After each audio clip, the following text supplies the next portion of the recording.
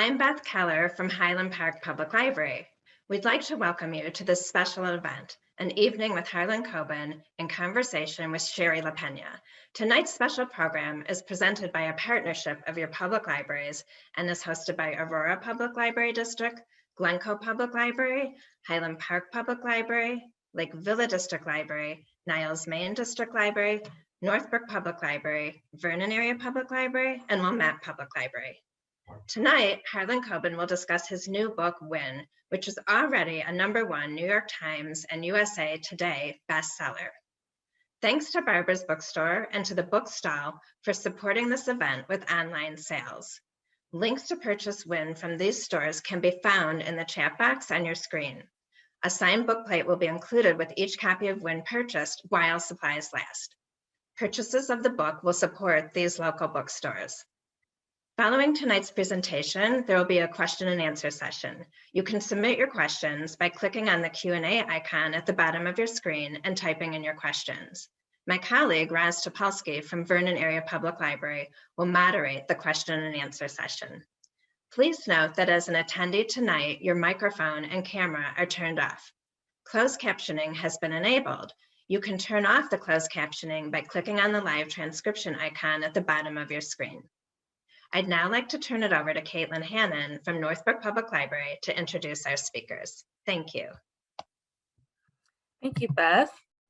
So with more than 75 million books in print worldwide, Harlan Coben is the #1 New York Times bestselling author of numerous suspense novels, including The Boy from the Woods, Runaway, Don't Let Go, Home, and Fool Me Once, as well as the multi-award-winning Myron Bolitar series.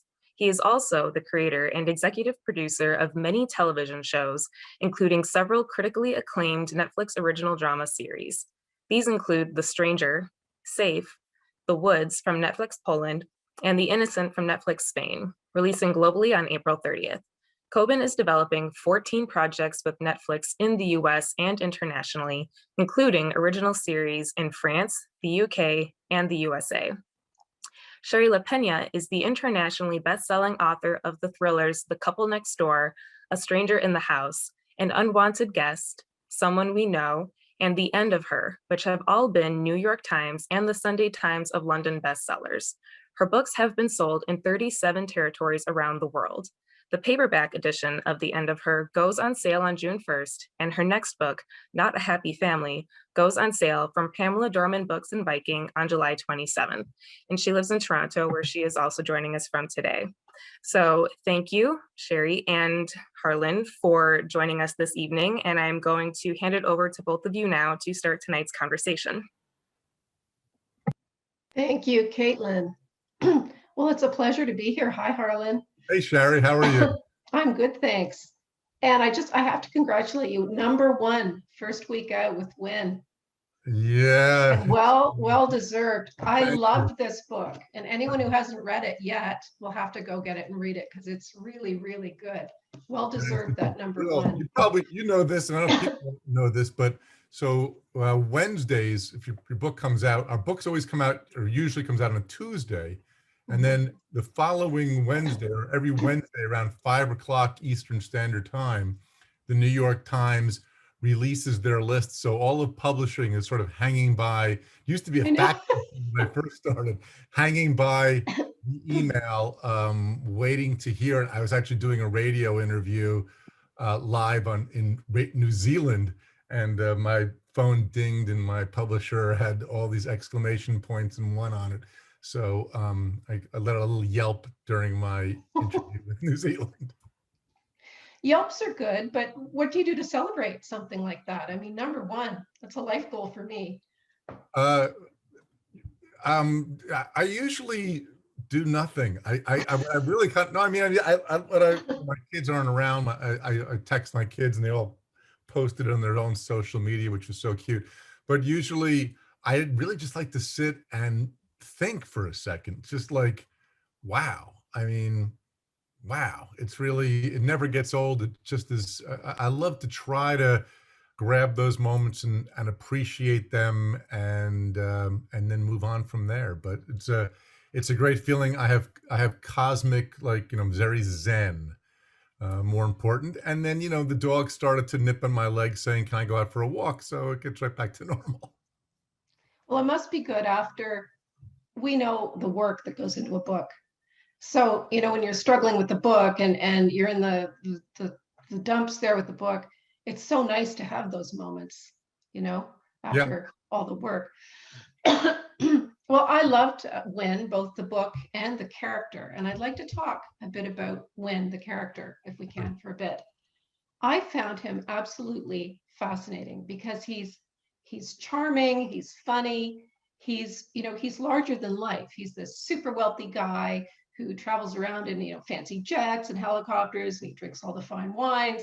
And, he can knock anybody down and beat them up. And he's almost like a superhero.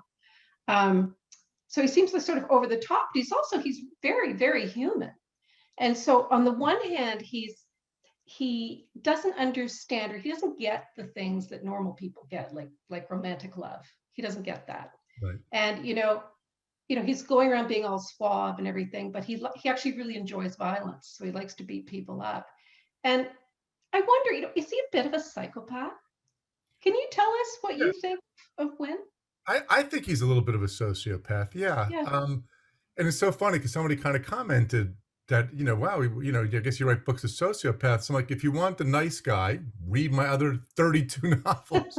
It is a change. And so people seem to be embracing the change. Maybe I should have gone a little more psycho earlier. But so for those who don't know, Win was a sidekick. I invented Win, if you will, in the early 90s when I started my Myron Bolitar series. I always loved the sidekick. Batman and Robin, Spencer and Hawk, Sherlock and Watson. And so I wanted to give Myron that kind of a character. I'm seeing technical difficulties popped up. Is there a problem that we should know about? Closed caption. They're working on the closed captioning. I'm sorry. So, I always wanted that for this character. And so when I created Myron, I based Win off my college roommate, who has a name equally. Is he listening tonight?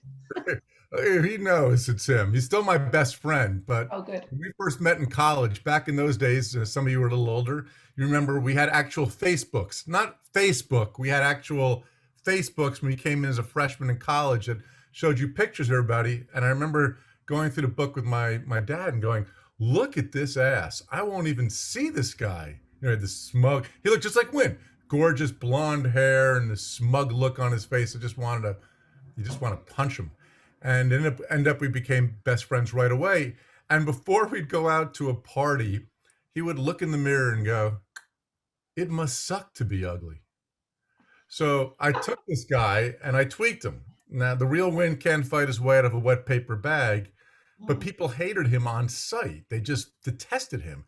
And because of that, the whole haughty thing going on. So what I tried to do was, well, what would happen if that went a little farther? And that was kind of how I started to create Win. And he was much more damaged earlier on. The real challenge was also making him, evolve and change from the early days with still being who Win is, As he puts it, Batman's only superpower is that he's really rich, which is Win's superpower. Yeah. But he is a very complicated person. So he's over the top like a Batman, but he is really human. The way he feels about, Myron, his best friend. He's got all these strong feelings of friendship with Myron, and yet he can't understand romantic love. So he's just a really compelling, really interesting character. And for a psychopath, he's totally likable. He's got a great sense of humor, and he's quite he's just very funny and disarming. I really enjoy him as a character. So yeah, I can see where people are embracing this sort of charming psychopath and really enjoying being with him. So I really hope you do some more Win books. I hope so too. I mean, this was an experiment. There's a number of readers out there, I'm sure, who I've been asked to do a Win book forever, and I've always said no for the very reason I think that people have always asked. And also I've always believed Win's always been maybe my most popular character, but as a sidekick, I always thought less was more. That the reason why you wanted more of him is because I didn't give you more of him. So I've resisted this urge to, or not, it hasn't been an urge for me, but I resisted the calls to have a Wynne book. And what happened was I was coming up with the idea for this one and realizing the world. I wanted a stolen Vermeer painting. I wanted an heiress who had been kidnapped. I wanted an Upper West Side penthouse apartment. Well, this was Wynne's world. And so I said, let's give it a try. The other thing, Sherry, and I'd be curious of your response to this. I've always sort of prided myself that I'm Myron and my friend is Wynne. But what I've also learned is there's probably more of me in Wynne than I like to admit. I think when people read Wynne, even when you are repulsed by him, you find there's something alluring about the way he makes these kind of decisions. Do you have characters like that where you think, oh, this is the one who's kind of more like me, but actually you find out that it's actually another character that you may sympathize with more? I don't know for sure. Like, I do like to go in and explore all of them, and all my characters are usually, there's something off about a lot of them. And it says something about us, all of us crime writers who really like to explore those people. But yeah, I mean, we have an affinity for those kinds of characters, don't we? Which is probably why I enjoyed Wynne so much. Because, you know, I like the psychopath. All my books have psychopaths in them. I really enjoy them. I find them really interesting. And, you know, a psychopath doesn't necessarily have to be a violent serial killer. You can have a psychopath who's quite charming. And, you know, Wynne does like his violence, but he also likes his fine wines. And he's just a really, one of the most original characters I've seen in a while. So I really hope we have more of him. I quite like it. And based off what happened, I assume so. Or Myron, one of the two or both. I do hope to have back. Not next book. Next book will be a sequel to The Boy from the Woods, which is maybe also a sequel to The Stranger now. I didn't intend for that to be, but it's sort of happening as I'm writing it. But I think Wynne also has a self-awareness that makes him tolerable. It's not like he doesn't get where he is and who he is and what he's doing. He kind of does. But it was, you know, it was a little easier to get in that head. And the challenge, of course, was I did first person from his viewpoint the entire book, but it ended up being something I kind of really liked and would like to try doing again. And he was also speaking to the reader a bit too. Yeah, I cheat with that a lot. Yeah. I think one of those rules is that when you know the rules, you can break them. Yeah. I remember when I was writing Tell No One 100 years ago now, but I was writing the book in first person, and about like 100 pages, 90 pages in, I realized I kind of wanted to go to third person also.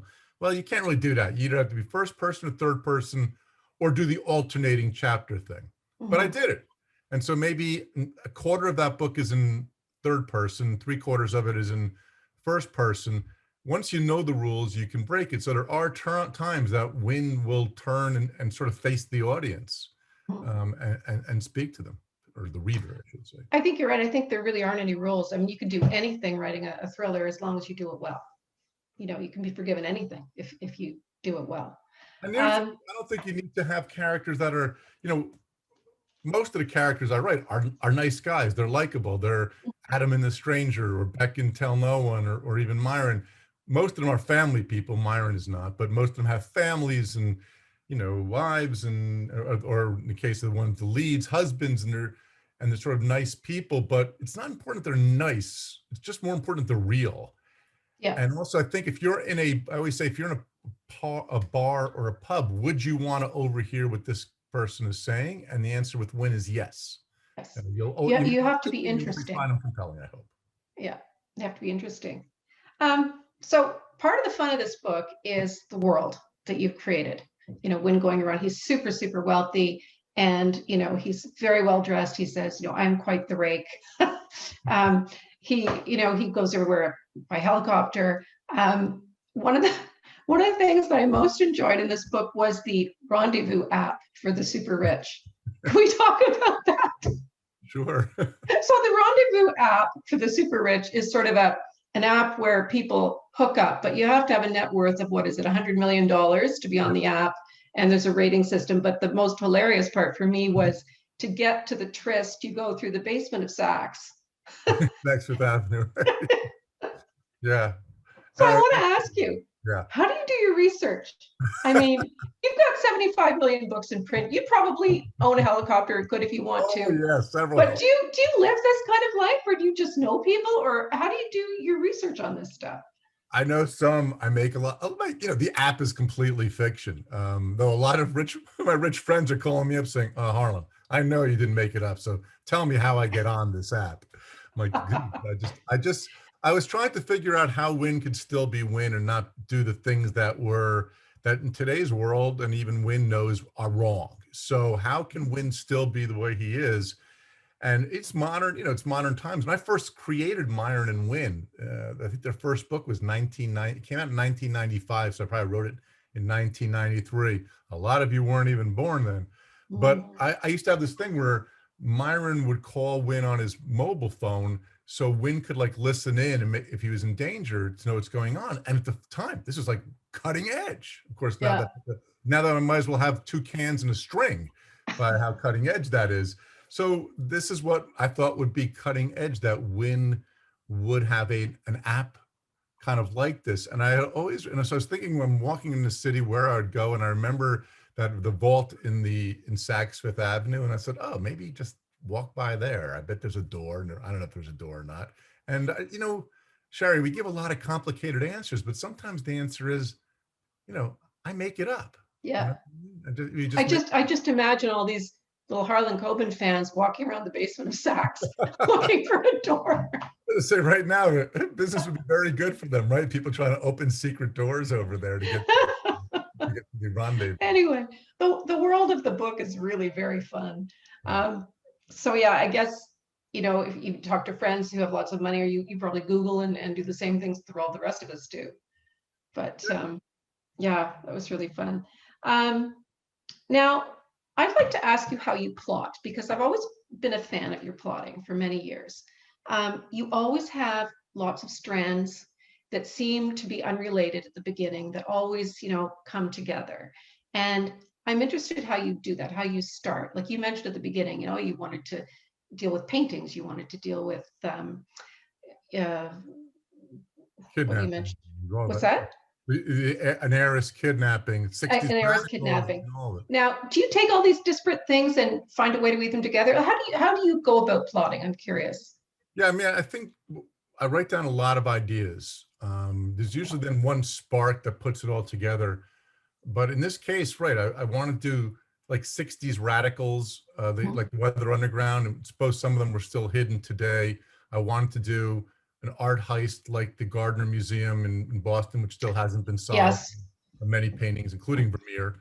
Yeah, that's a fascinating case. Yeah, it's incredible. I think every writer at one time thinks about doing that. I want to do a Patricia Hearst type, big kidnapping of someone wealthy. I wanted to do 3 or 4 different things, and that could have been might be 3 or 4 different books. But the challenge is there a way? Is there a what if? Because everything about writing is a what if that can start to put more of those together. And sometimes I start thinking about them as I'm doing it. That's why I never have an idea when I'm done with a book. If I have an idea while I'm writing a book, it somehow finds its way into that particular book. So the challenge becomes, how do I make all of that make sense? How do I, it's like you're walking through a minefield, right? I'm going to turn a lot of these on, and you may trip, I don't know how many I'm going to trip in the second half, but how do I get all of those things to work? And in this case, because this was so many, Win was the kind of the obvious answer. He would be in this world. It could actually be his painting that was stolen. It could be his relative who was kidnapped. So I love personal stakes too. I never write a book, or I haven't, I don't think, written a book where a police officer or even Myron is just solving a crime to solve a crime. There always has to be something personal. It's that special episode of Blossom, Harlan Coben novel, if you will. Yeah. But how do you actually come up with that plot? Are you just writing along and these, you find, like, you have the idea of having Win in the center of them, but you actually, plot it all out on a piece of paper, or do you do it as you go along? I'm curious. I know the beginning and the end, so I know the Uh, setup, and I know who did it. This was a Okay. little trickier, and a lot of them are this tricky, but there's like probably 3 or 4 revelations that come in the last 20 or 30 pages where he's got to solve all of those things, and they're not necessarily the same person. So the art, the kidnapping, all the the 60s radicals, all of those things he needs to solve. So the heart, but I do know the answer to all of those before I start. Mhm. I know the ending. I did one of these, and I'd be curious, Sherry, you know the ending too, don't you, or don't you? You don't know. Never, You haven't got never a know. clue. That's Never, not it. till the last Yeah. chapter. People, if you ask 10 writers how they do it, you get 11 different answers. I know, that's why I'm asking you, because Yeah. I love your plots, and you do one a year. And I just, I'm always looking for a way to try and become more efficient, and I just can't find one. No, So, I always need to know the ending, and then I compare it to driving from my home state of New Jersey to California. I may go Route 80, I may go via the Suez Canal or stop in Tokyo. I always end up in LA. And as long as, in my case, I know where the ending is, so I can kind of see the ending, then I'm more comfortable going off road and being able to fool you, because ultimately, it's like it's like if you're following me in a car and I'm trying to lose you. If I know where I'm going, it's easier to lose you, right? I can pull right. parking lots, I can go whatever way I'm going.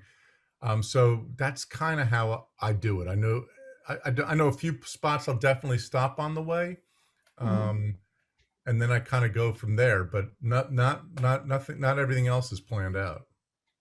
With me, I'm just going, and I never know how it's going to end until it's all Like, over. are you? E.L. Doctorow has a great quote on writing where he says that writing is like driving at night in the fog with just your headlights on. You can only see a little bit ahead of you, but you can make the whole journey that way. So Yeah, you see a little bit ahead of you. It's not like you're yeah, doing right yeah, 10 pages maybe or something like that.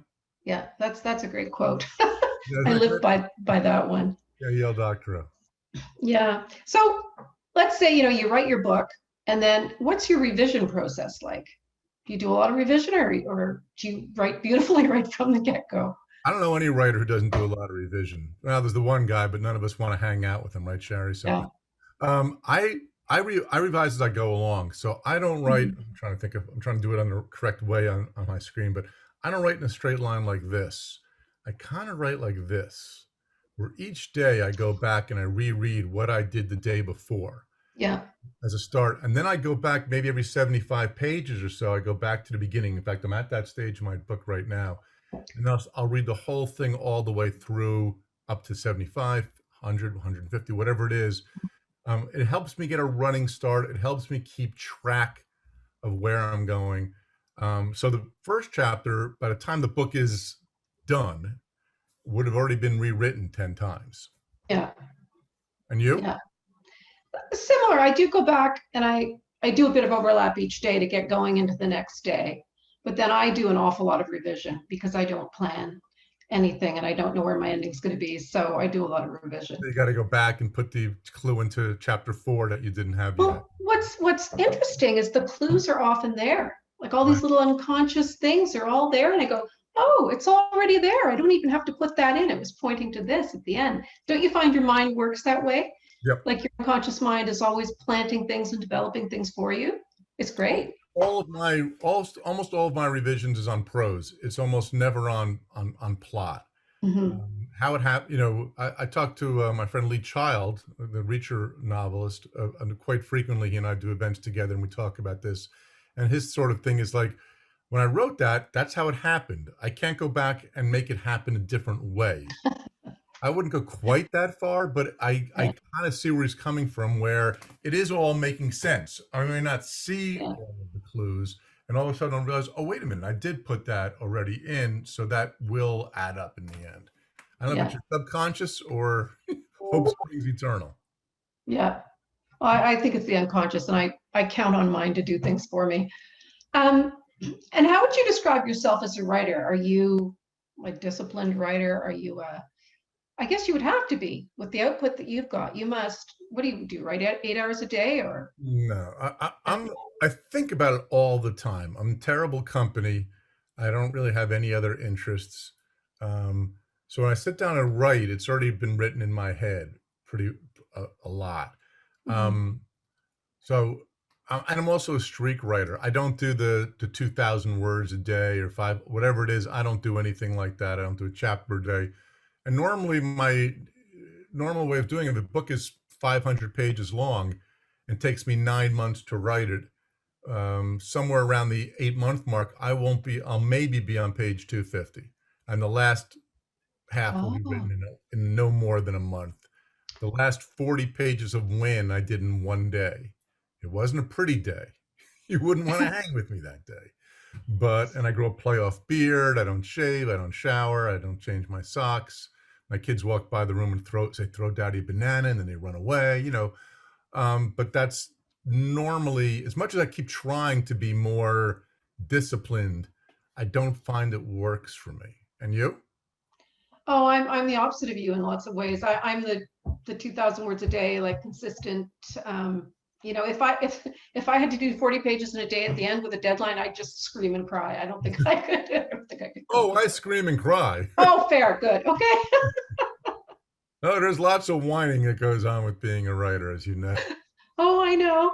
Whining and gin and tonic and, various other things. So I want to know, doing a book a year and all of these TV productions you do, how do you manage to do all that work? Like I've seen quite a few of your Netflix shows. In fact, I've seen all of them, Stranger, The Safe, The Five, The Boy in the Woods. I've seen them all. I'm waiting for the new one coming out, The Innocents.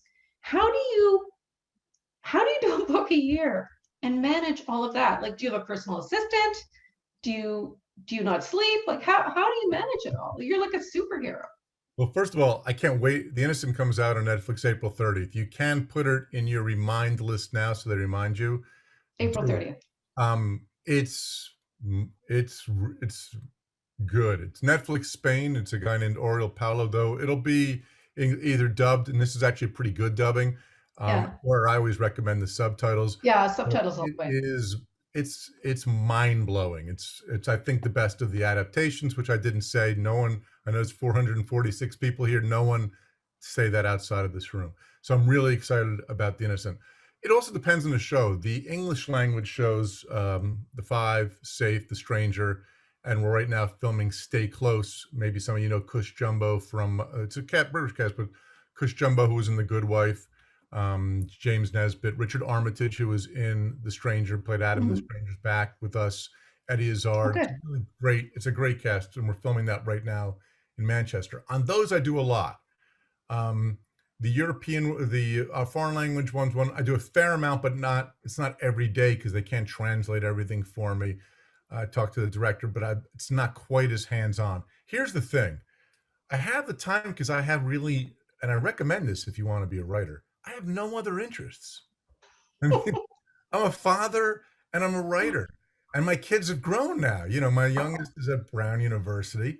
So my 4 kids have grown. I got the dogs. They gave me my kids got a second dog, which is, knowing I would take care of it. So that distracts me a little bit. But I actually recommend that. So because of that, what else am I going to do with my day? What else am I going to do with myself? I have no other marketable skill. That's true of so many writers, don't you find? Yeah, I can't imagine what else I would do. Exactly. And fear, does that fear bring you back sometimes to writing and working harder? It's like, oh my God, if I don't have an idea, I'm gonna have to get a real job. I know. I still have bad dreams all the time about being in a job place and I don't know how to do the job. Yeah, like all the time. Like this week I've had dreams like that. It's just something that never goes away. Where I go back to the workplace and I have to do a job. I had one last week where I was working in Microsoft, which is absolutely ridiculous because I'm horrible with technology. And I thought, I can't do this. But the woman who hired me was my Toronto publicist. And I thought, it's going to be okay. Yeah, it's interesting. So anyway, that's it. And I recommend it. Telling this story that a rock star told about another rock star. So he's talking to his friend they're two big rock stars. And his rock star friend, of course, they're both super wealthy. So guy bought a second house and he started to, put whatever. He got really into Persian carpets, really, and started collecting them. And he started to travel to see them. And he would go on weekends to antique stores. And he forgot to do music. right? Wow. He got so into the Persian rugs that he forgot to make music. So having a hobby, I don't collect vases. I don't like stamps. I don't even know what I would do. But those things, I hate to, it makes me, one-dimensional person maybe, and maybe not as happy and fulfilled as those of you who have hobbies and enjoy them. But this is the only thing I kind of enjoy doing, is to have you contact me and say, you know what? I started when 11 o'clock last night. I stayed up to 5 in the morning. I kind of hate and love you. I love that. That's my thing. Let's keep that going. Yeah. So I just wanted to ask you again about the film work, the TV work. Do you write those screenplays, or do you just consult on them, or how does that go? It depends on the project. Mostly I'm in charge of the English language ones, of the story. So if Okay. we broke it down, it would probably be story by me, teleplay by whoever. So we have a team of there's 4 of us that have been the core team of all the British shows. And we, 2 of us, me and another guy, really sit down. We break out the episodes a lot. And then, of course, we keep changing it as it goes on. The writer himself will change it, but they stay pretty close to the outline that I and this other guy, work on. And coming up. It's a team effort. I'm the captain of the team. I compared, when you have when the book hit today, hit the list, it's like a tennis player and I won Wimbledon, right? I'm standing there and so proud I won Wimbledon. When you do a TV series, it's like you're winning the World Cup and you're captain of that team. But you don't care who does the scoring. You just want to win. And you want all those players to go home and get huge contracts from their other teams. And it's fun because you're celebrating and you're collaborating with other people. So that's how I would compare it. But every day they send me what they filmed the day before and I watch it. I don't watch all of it because it's literally, if you're watching 3 minutes of TV, it was probably an hour and a half of filming of, different angles and what shots we're going to use and things like that. Okay. It's been an interesting process. Yeah. Interesting. One thing I really enjoy about your books is the intertextuality, how everyone interacts with everyone else. Where in Win, he's thinking about things that he did with Myron. And one thing I really enjoyed was when he did the Rendezvous app, and he goes to meet the 9.85 woman, and it happened to be Myron's ex-fiance. Yeah. Or ex-wife, ex-fiance. Ex-fiance, yeah. Ex-fiance. Yeah, I find that sort of thing really enjoyable, and I think probably your fans do too. That they like the connections between the different books and the different characters. I find that really, really fun. Yeah, Jessica hadn't been in a book that I've written, I don't think, in almost 20 years. When she dumped Myron, and Myron kind of dumped her back. And it was actually funny in the beginning when I used to write that series. People get angry because they didn't really think Jessica and Myron were a good match, and I was always like, well, don't you know people in real life who aren't good matches? That's what makes it kind of compelling. I mean, I don't want them to necessarily be a good match. And so it was really kind of fun. I love when that wasn't planned before I started to write it. Somewhere in the middle or somewhere, well, it's fairly early on, wherever it was, a few chapters before I wrote it, I thought about having Jessica come back and so people could see her again. And if you never met her, it makes no difference. Like, you never met her before, and it made no difference to your enjoyment. That's also always the key, that it doesn't change anything. That if you've never read one of my books, Win can be your first book and you won't feel lost. If you have, you might have a different dimensions of what you enjoy or don't enjoy. Right, and then if you have read the other ones, it's even more enjoyable to see these characters come back. And we hope.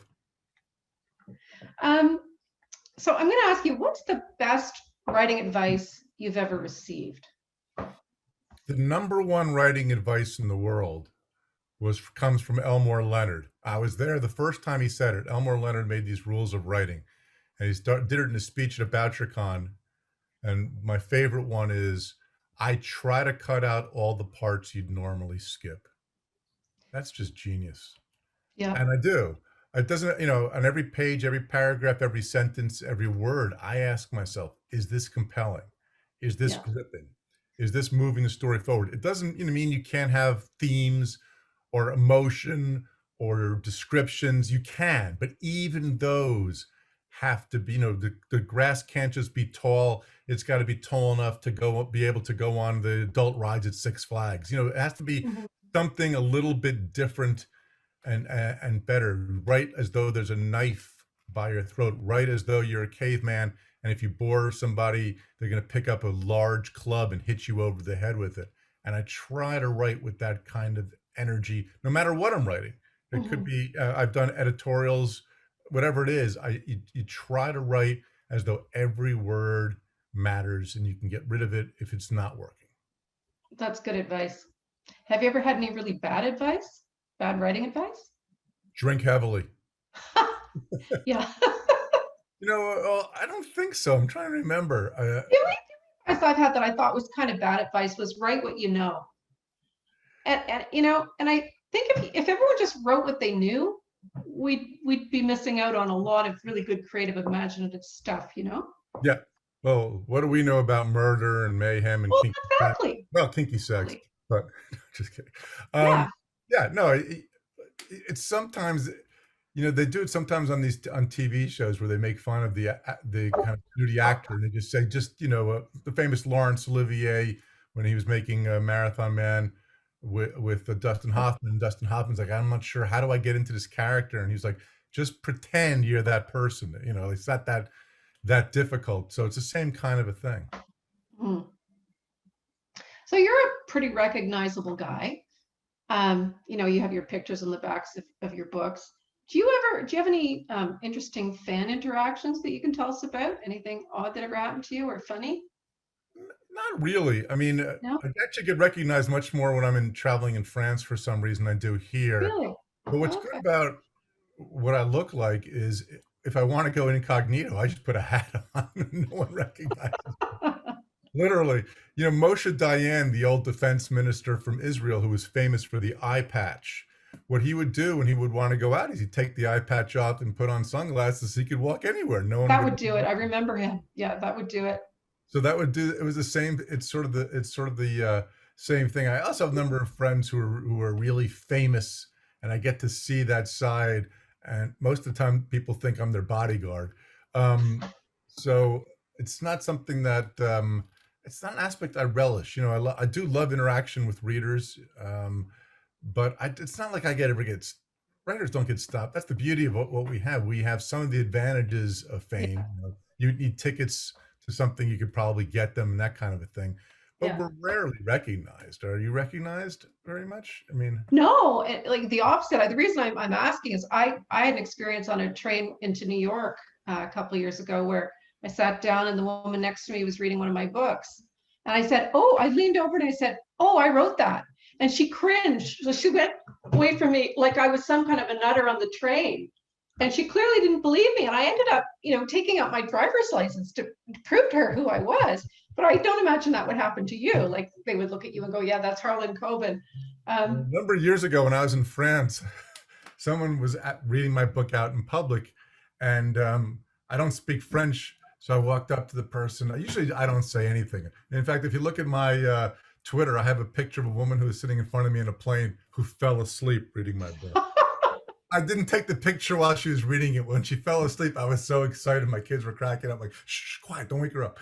So, I took the picture. So she's sitting there with the book like this. I have several friends send me these when they see them. But I walked up to the person at the time. I said, "That's my book." And no, it's my book.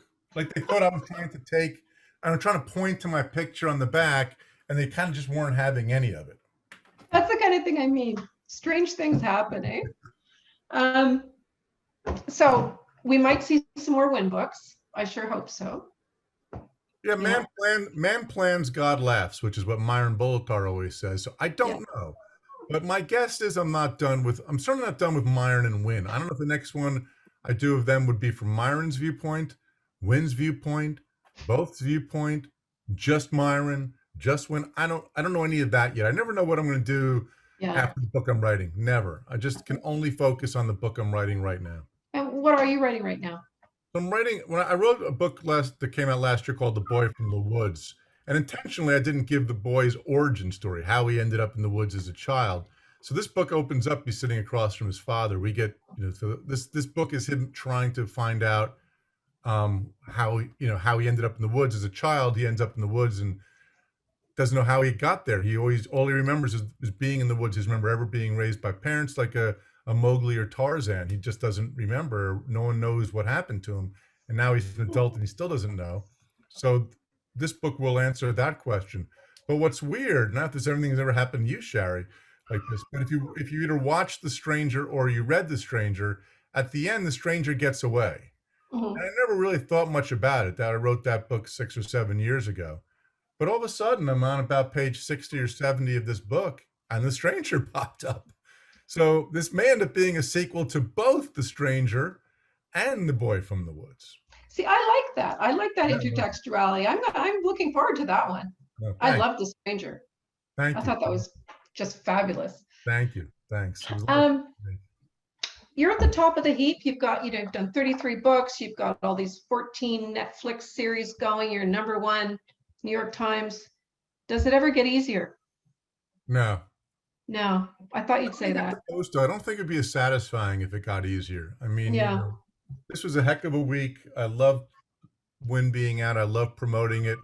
And I'm still still a kid hoping that it'll hit the New York Times bestseller list and all of those things. It's more relaxed in the sense that I get it doesn't matter as much. It's a, it's not like I'm not going to be published again, or I'm going to be poor if it doesn't work out. So that kind of pressure's off. So I enjoy it maybe more, but I'm not good at easing up. It just is not my personality. Yeah. So I think when it gets easier, first of all, only bad writers think they're good, right? If you notice that, Shari, like the writer. Yeah, I always hate my books. Yeah. Yeah, there's always that moment, and I always just like I'll be writing I'll be writing the book right now, and I'll be going, "Oh my God, this sucks. That Yeah. was so good before. What Yeah. happened?" Then I'll go, "Oh my God, this is so great. That other book sucks," and this kind of stuff goes on all of the time. I know. Do you know, about a month ago, I was struggling with my latest book. And one day I said to my agent, I said, "You know what? This is really good. I think this is one of the best books I've ever written." And she goes, "Just a minute, I'm writing that down." She wrote it down. She put a date on it. And then she sent a text with a picture of it to me yesterday. Because right now, it's a love-hate relationship. And I think the writers who don't go through this are probably starting to sort of phone it in. And, I know Stephen King a couple books ago, he kindly used me as a character in a book, and he asked my permission, like I was going to say no. But when he sent it to me, I could tell he was kind of like nervous about my reaction and how are people going to like this book? And I'm like, dude, you're Stephen King. Yeah. You still do it. So I don't think it ever goes. That's what makes him so great. I don't think it ever goes away. No, I think you're right. All right, I have a couple of quick questions, and then we have to go to questions from the audience. Okay. What is your secret snack when you're writing? Geez, I don't really have one. You don't have a secret snack? No, most I've been doing nuts lately, like cashews and almonds, though I love Yasso frozen yogurt bars. Yasso, if you hear me, please send me free bars because I just promoted your product. I'm getting nothing for that, but I'm into Yasso frozen yogurt bars. Cool. And one other quick question. Your dog, Laszlo, do you put him in your acknowledgements? Laszlo is a character sometimes in the book, and I now have another dog named Winslow. One of them are here. I kept them downstairs tonight. Sorry, people. They are the most popular part of my Instagram and Twitter. And so we have a new puppy Winslow is 6 months old, and the two of them are a little too adorable and distracting together. So if I'm a little slower on the book, we can blame the dogs. Yeah, exactly. Okay, so I think we've gone a little over, so I have to switch over to Roz, and she's going to moderate the questions for us. Hi, Hi, thank you so much, both of you, Shari and Harlan, for that great discussion. It was so much fun to listen to your conversation. Before we actually go into questions from the audience, we are first going to do a couple polls that we're going to launch just to get some information from our audience. So those should be launching right now, I believe. There we go. There's 2 questions on this poll. One's just to let us know how many people are watching on your device, since we can't see you and can't do a head count. And the other one is just to let us know how you learned about this event. While they're doing that, I just want to also point out that you guys are really, I assume most of you are from the Chicago or this area. Right. First of all, I've never heard so many libraries in my life, but I've been to that area and I know how great your libraries and those 2 or 3 independent bookstores that you have on the list are, and how valuable they are to your community. There is really no great community I've ever been to when I travel around doing these that don't have a great library. It's just, Exactly. it goes Same. hand in hand. And so when you're supporting your library, you're actually increasing the value of your home when you resell it. And think about your independent bookstore. If that's not there, it's going to be a Banana Republic or a Gap or some crap like that, or a sub sandwich place or something really, chain sub sandwich place. So support those bookstores, keep supporting the library. It really pays off in so many different ways. We all grew up with libraries, so you have to let the next generation do that too. And that's my Do you end of get my- It's all like people- one ecosystem. The libraries, the authors, the booksellers, they all kind of Yeah. support each other. Do you ever get people, that they apologize that they got your book out of the library and they go, don't apologize. It's fantastic that you get my book out of the library. No, I love I it. think that's fabulous. I'm just hoping right now there's a wait list, Roz. I hope there's a wait list. Yeah. Just kidding. But yes, no, I discovered most of my favorite writers when I was growing up. I discovered at Yeah. the library. Now, then you start buying the books. As a writer, I'm sure, Shari, you'll agree with this. I don't really care how you, when I get these questions like, oh, do you want audio or ebook? Or I don't care if you read it on stone tablets. Yeah. Or if you borrow it from a friend even, Yeah, we want to be read. Yeah. I don't care. I just want to have that one-on-one thing that we get to have. Sorry, Roz, we're talking. And I think we have one more poll that we're going to put up also. Here we go. So this is to see how big a fan are you? Let's see if So I can which get one of right. these statements is not true? So take a look. We're going to leave them up there for a little bit and you can vote and then we will share the results. I think I know. Oh, you should know. I'm not positive, but I think I know. So 46% of people thought that Little League Baseball inducted Harlan Coben into their Hall of Fame of Excellence. But that actually is true, correct, Oh, Harlan? no. Okay. That's the one I picked. So the one that is not true for everyone at home is the final one, correct? Harlan Coben just announced that a new Myron novel is in the works. Now I So did that is not true. The rest of them are true. Yep. Little Yes. League. If you go to Williamsport where they have the baseball, the Little League Hall of the Little League Finals, you can actually see me in the museum. I got to throw out the first pitch to the team from Japan. Wow. It was really an awesome experience. But you must golf, don't you? I do You golf. must. You must Not golf. well, Yeah. but I Yeah. golf. But it's Yeah. a terrible sport.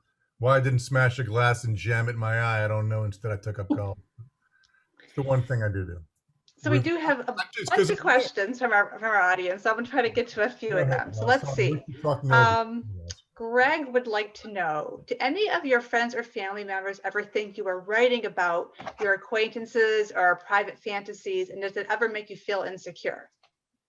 No, it does make me feel insecure. My friends always think the cool characters are based on them. They never say, that loser with halitosis who never gets any of the girls? That's me, right?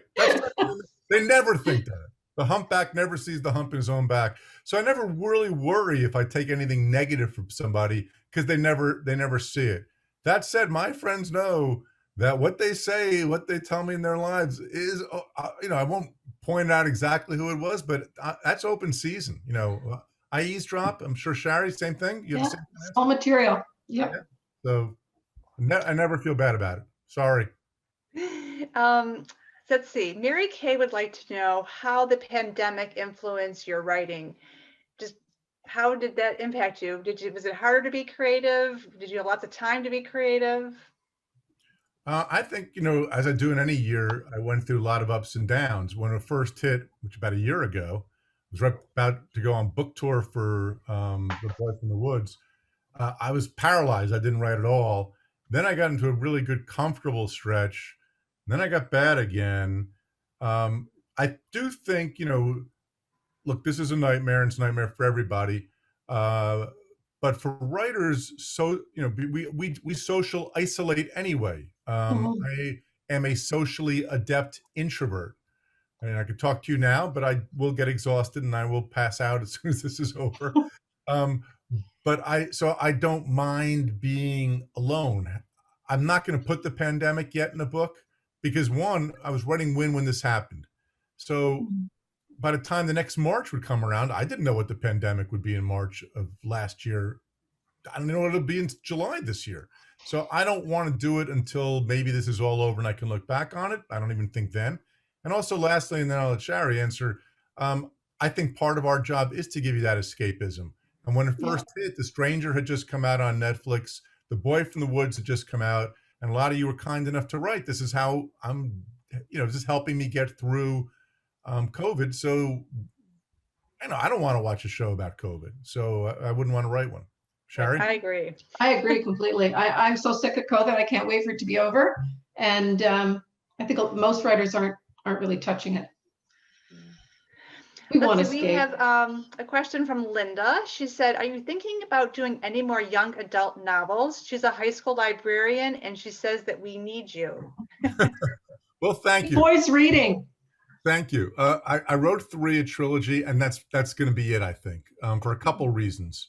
One is that with the TV series, I can't do both. I could do young adult and adult novel in a year. I really have to pick and choose. It was always intended to be a trilogy. And the other thing is my characters age and change. So Mickey and Ema and Spoon would do the same. They'd be out of high school by now.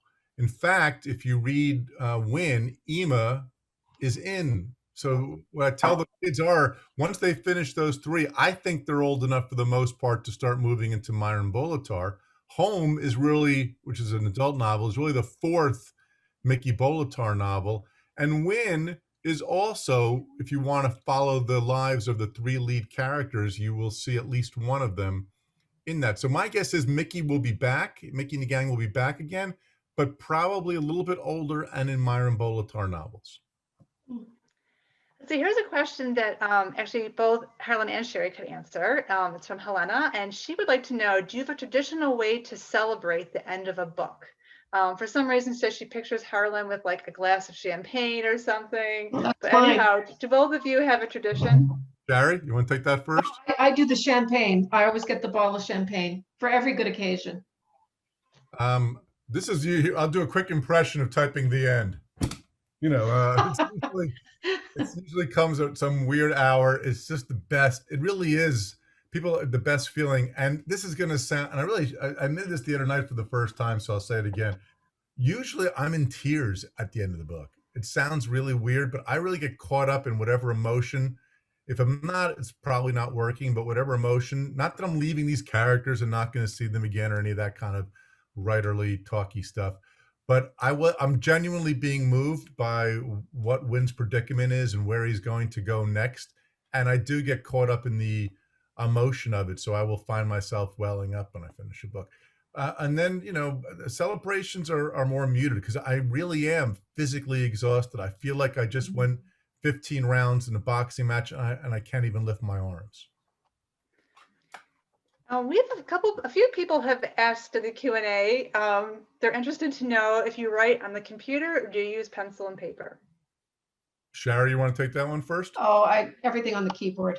I couldn't possibly write by hand. My handwriting's, you can't read it. I can't read it. I can't read my handwriting either, but I do both. The key to my other writing saying that I like to say is that if it produces pages, good. If it doesn't produce pages, bad. That's my whole life, right? If it produces pages, helps me produce pages. So sometimes, most times I should say most times, a lot of times I'll write straight on the word processor. Sometimes I'll have a notebook. Sometimes I'll do both. There's something to me freeing and childlike about having pen to paper.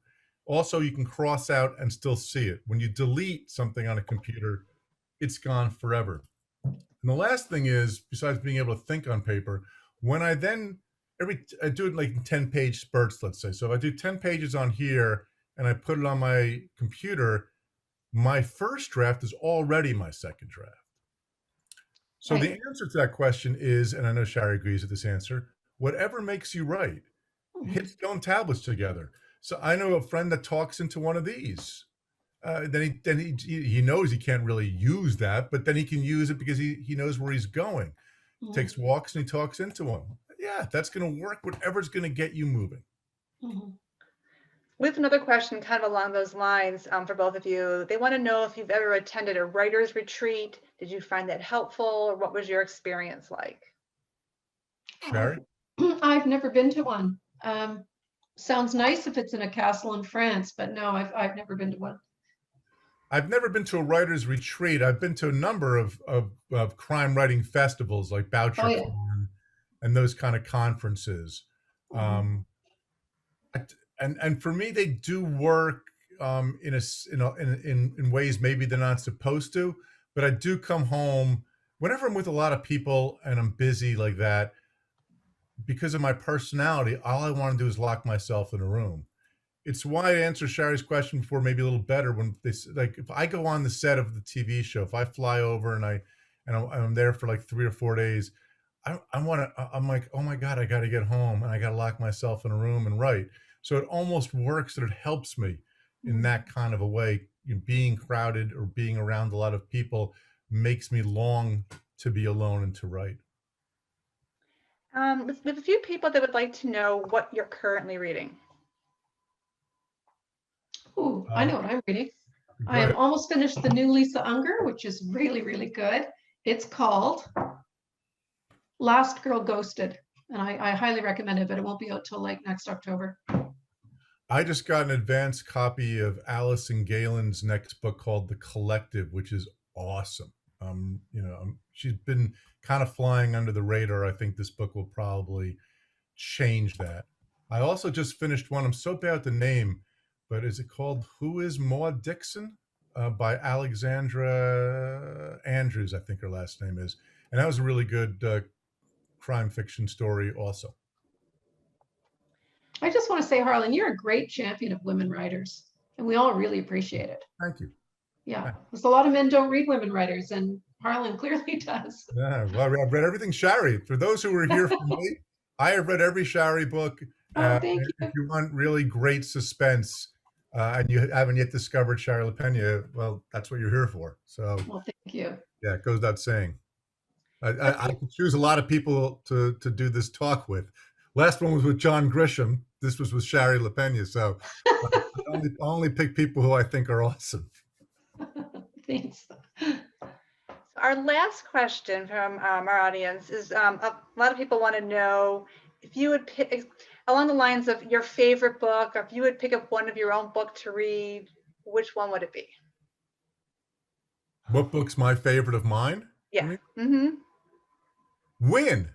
Now available in hardcover. That's the right answer. Mine would be, I don't know, I'm so tired of my books when I finish them, to be honest. So probably the more distance I get from them, the more I'd like. So I'd probably go back to the first one, The Couple Next Door. But yeah, I guess the answer is my favorite book is Not a Happy Family, which will be out this summer. Yeah. Well, it's My very actually best. self-serving. I'm the opposite, where the closer a book is to me, the more I like it.